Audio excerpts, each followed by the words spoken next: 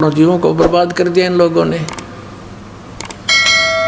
अब यहाँ राधा स्वामी पंथ वाले सतलोक सचखंड का ठेका ले रहे हैं और देखो ये कौन से नाम देते हैं। और उसके बारे में राधा स्वामी पंथ के प्रवर्तक ये है घट रामायण श्री तुलसी साहिब हाथरस वाले की,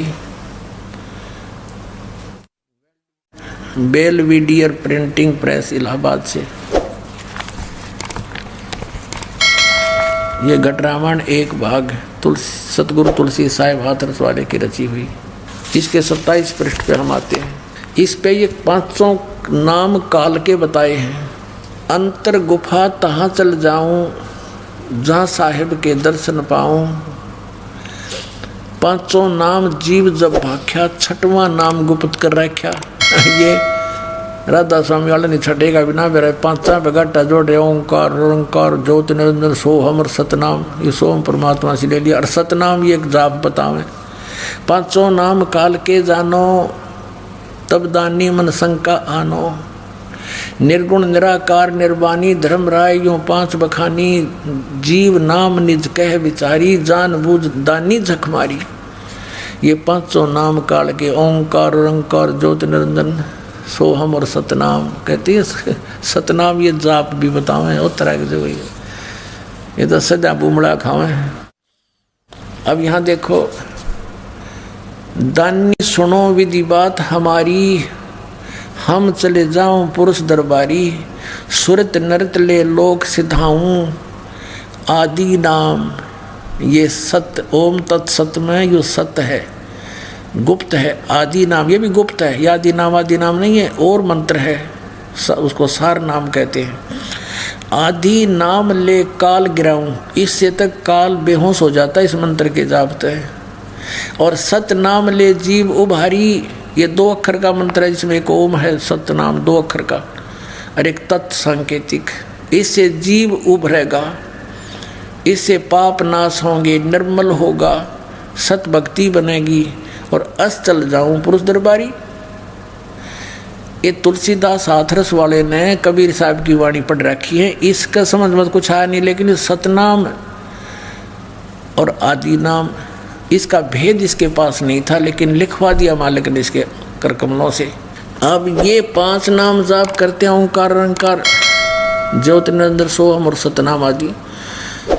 और ये राधा स्वामी पंथ वाले, व्यास वाले, आगरा वाले और जय गुरुदेव मथुरा वाले, और ये भिवानी में जनोद गांव में ताराचंद जी ने बना दिया एक नारा चमटा गाड़ लिया।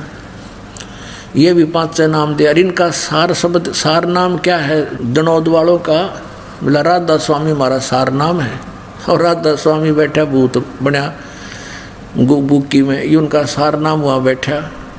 तो ये सारा ही गपड़ चौथ है भाई, ये सारा काल का जाल है। इन बौड़ी आत्माओं को पता नहीं था, बन बैठे ये गुरु इन कख का पता नहीं। इनका सतनाम समझ में नहीं आया कि तक सतनाम चौथा लोक है, फिर ये असली राम है। सतनाम को सतलोक भी कहते हैं, सारनाम भी कहते हैं, सतनाम भी, सतपुरुष भी, सत शब्द भी उसी को कहते हैं।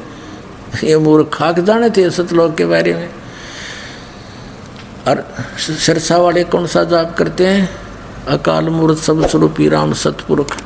इन जमा कति काम बिगाड़ दिया। इनको किसी ने कह दिया कि तुम तो 500 नाम काल के जाप कर, इन्हें तुरंत बदल लिए।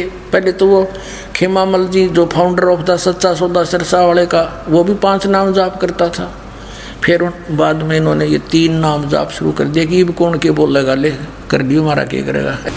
कर कमलों से लिखी है, ये यहाँ से छपी है, यहाँ से देखिएगा। श्री ये है प्राण संगली सटीपन प्रथम भाग, श्री गुरु नानक साहिब विरचित प्राणों का अपूर्व कवच, जो सुर शब्द योग साधनमयी अमोघ तारों से रचा हुआ है।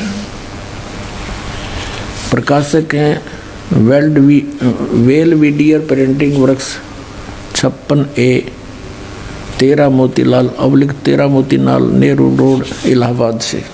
और इसके संपादक कौन हैं, सटीपन उल्थाकार यानी इसका अनुवाद करता संपूर्ण सिंह तरण तारण पंजाब से। इसमें स्पष्ट किया है अनुवादकर्ता ने, नोट एडिटर संत बानी पुस्तक वाला। वास्तव में यह पुस्तक असल ग्रंथ की ज्यों की त्यों नकल है।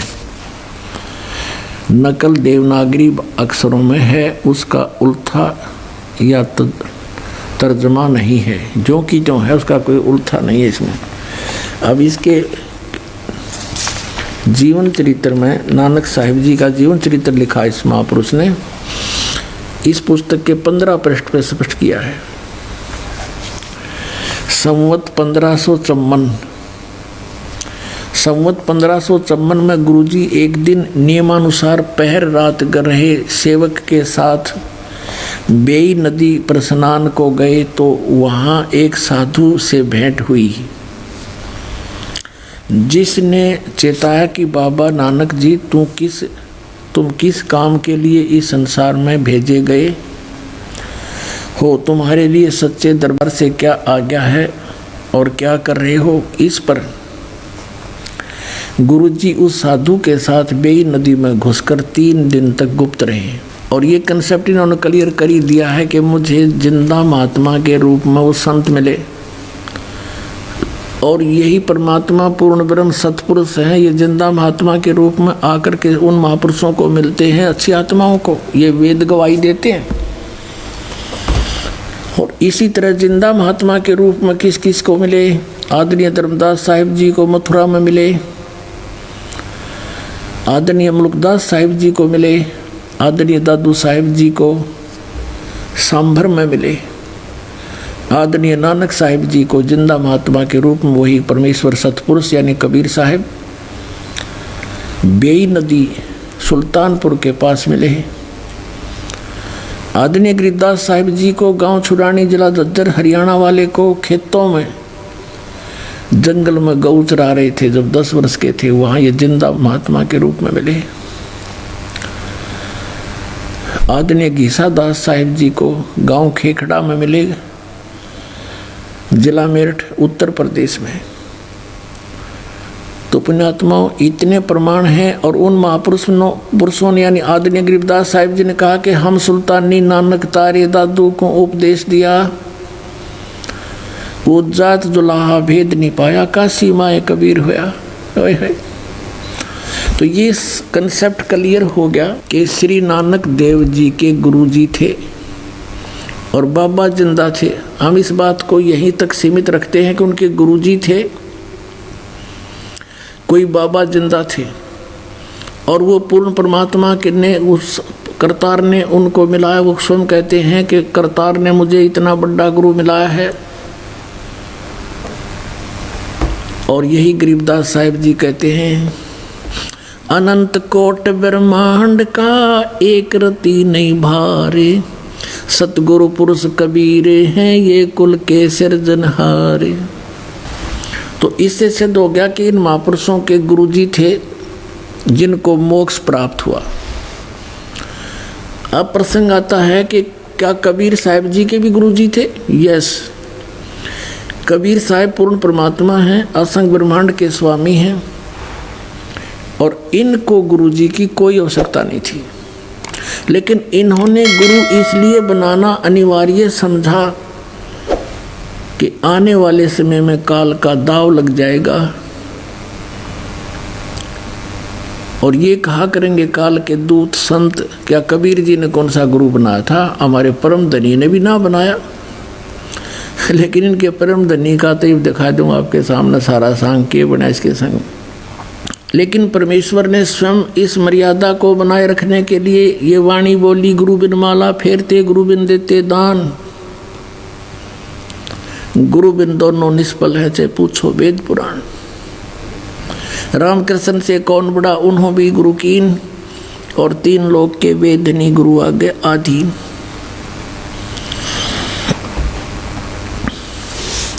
अपने आत्माओं ये पवित्र कबीर सागर है, इसमें थोड़ा सा और आपको दिखा देते हैं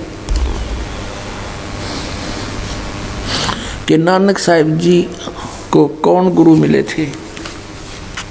और इस बात को नानक साहिब जी स्वीकार करते हैं कि मुझे जिंदा महात्मा के रूप में परमात्मा मिले थे, गुरु जी मिले थे। ये पवित्र कबीर सागर इतना ही मान्य और आदरणीय है जितना श्री गुरु ग्रंथ साहिब और श्री गुरु ग्रंथ साहिब से पहले का है, क्योंकि परमात्मा सन 1398 से सन 1518 तक लीला करते हुए इस भारतवर्ष की पृथ्वी पर रहे। तो धर्मदास जी ने ये लिपिबद्ध किया था। जैसे भाई बालाजी ने सारी वार्ता नोट करके जन्म साखी में लिखवा दी, इसी प्रकार धर्मदास जी की जो वार्ता परमात्मा से हुई उन्होंने जो की तो लिपिबद्ध कर दी। ये देखिएगा, ये है कबीर सागर, कबीर पंथी भारत पथिक, स्वामी युगलानंद बिहारी द्वारा पुरस्कृत। मुद्रक एवं प्रकाशक है खेमरा श्री कृष्णदास, अध्यक्ष वेंकटेश्वर प्रेस, खेमरा श्री कृष्ण मार्ग, मुंबई। इसमें एक अध्याय है, ये देखिएगा, सवसम वेद। एक अध्याय है सवसम वेद बोध, और इसमें 158 पृष्ठ पर हम पढ़ेंगे। इसमें अलग अलग खंड हैं। ये बोध सागर खंड है, इसका अध्याय है सवसम वेद। अथ नानक साह जी की कथा चौपाई के माध्यम से।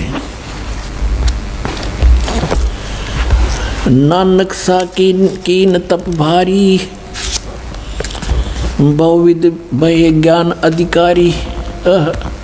के नानक सा कीन तप भारी, पिछले जन्मांतरों में बहुत ही साधनाएं की और सब विधि भय ज्ञान अधिकारी, तब ये ज्ञान के अधिकारी बने थे। इसलिए मुक्ति भावता को लख पाया, तापर सतगुरु की नींद आया।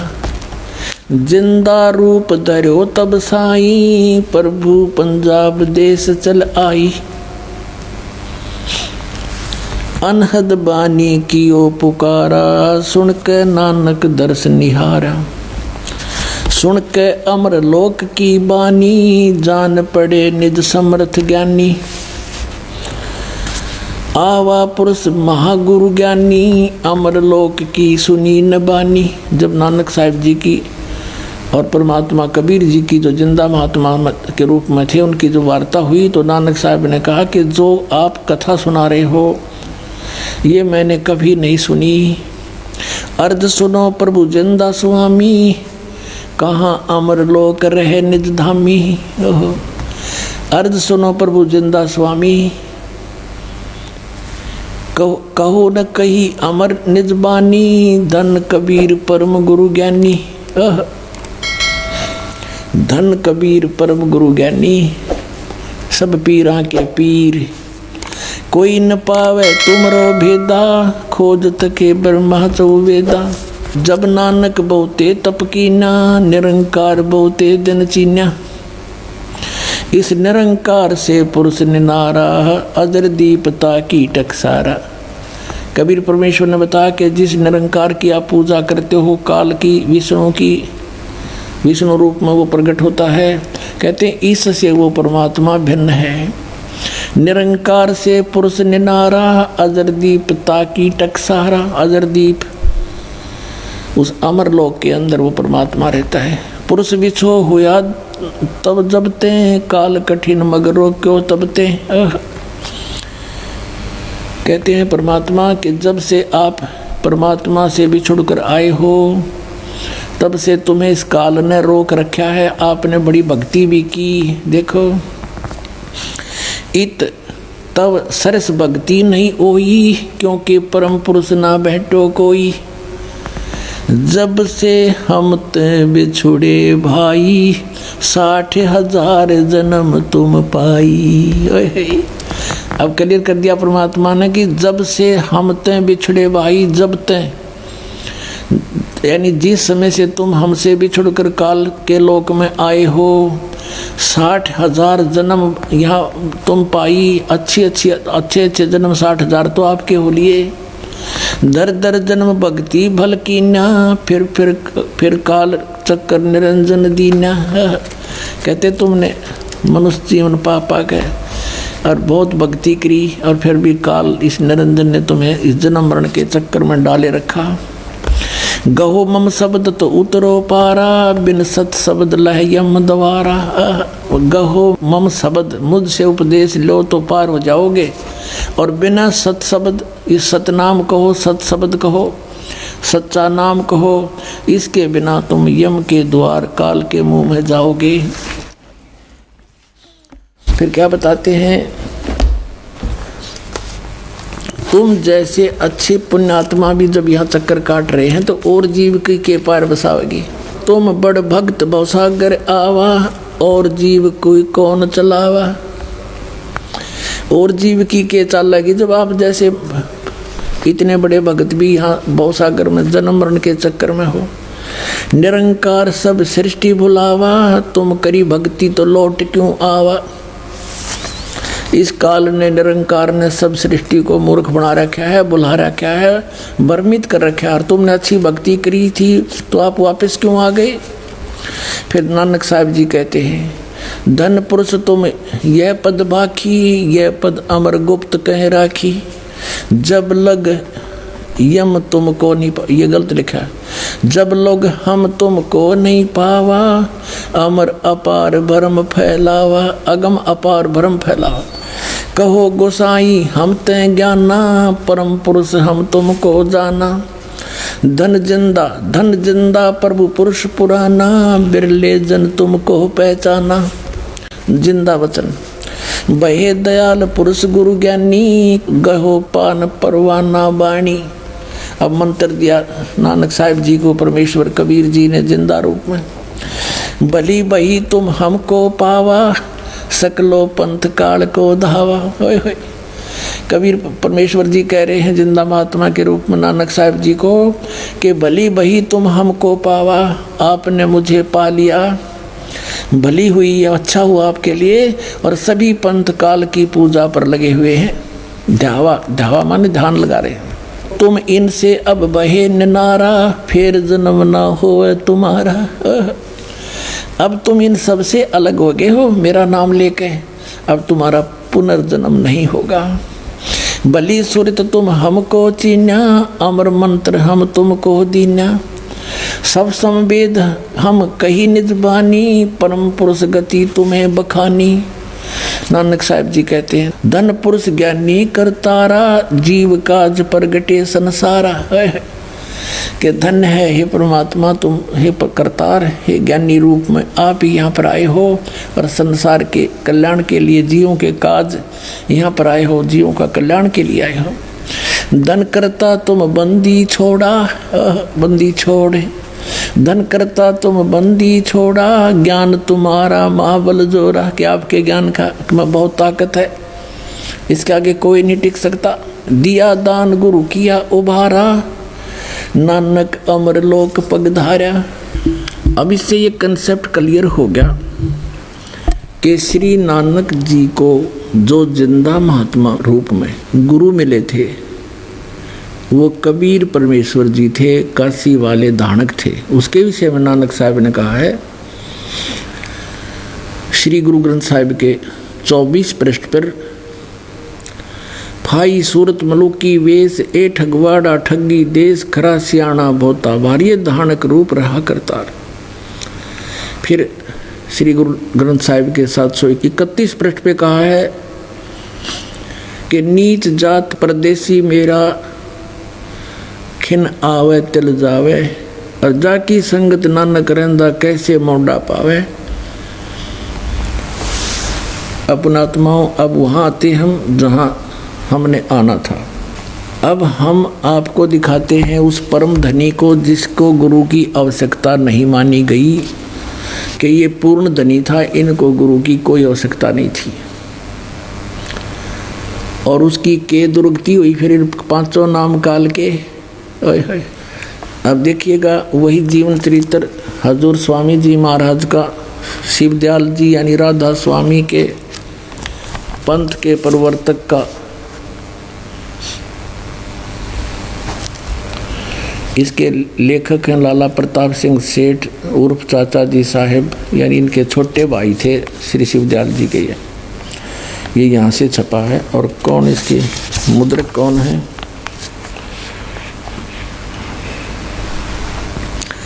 अर्पण पेंट्री, राधा स्वामी चेम्बर, भालेज रोड, आनंद। ये हैं, ये परम धनी, ये डबोगे करोड़ों व्यक्तियों ने। हे भगवान, मनमुखी साधना करके इनको परम पुरुष पूर्ण धनी हजूर स्वामी जी महाराज कहते हैं। और इनके विषय में आपने प्रश्न नंबर 28 पर पढ़ लिया। स्वामी जी महाराज का कोई गुरु नहीं था और न किसी से उन्होंने परमार्थ का उपदेश लिया। तो फिर केवड़ा भट्ठा बैठना था, इसका भूत तो बनना ही था ये। फिर अब 78 पृष्ठ पर 71 नंबर ये वचन है इनका।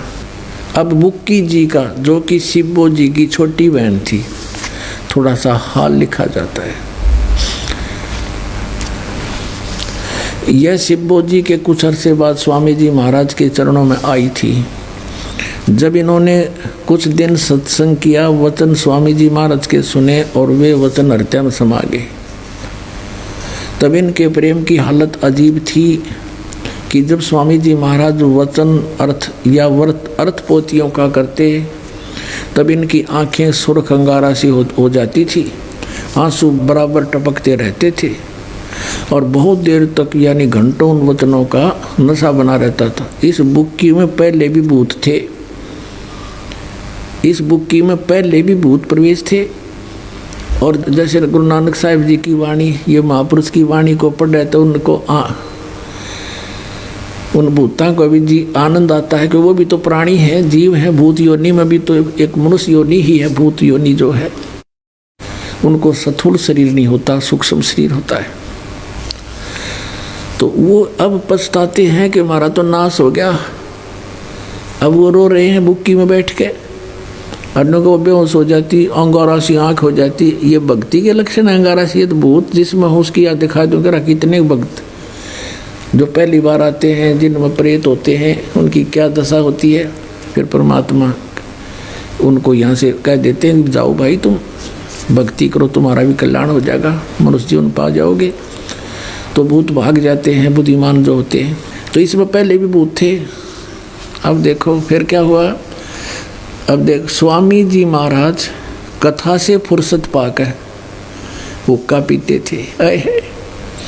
कबीर परमात्मा जी कहते हैं, अमल आहारी आत्मा कदे न पावे पार, भांग तमाखू छोतरा आफू और शराब, कह कबीर कैसे हो बंदगी ये तय करे खराब।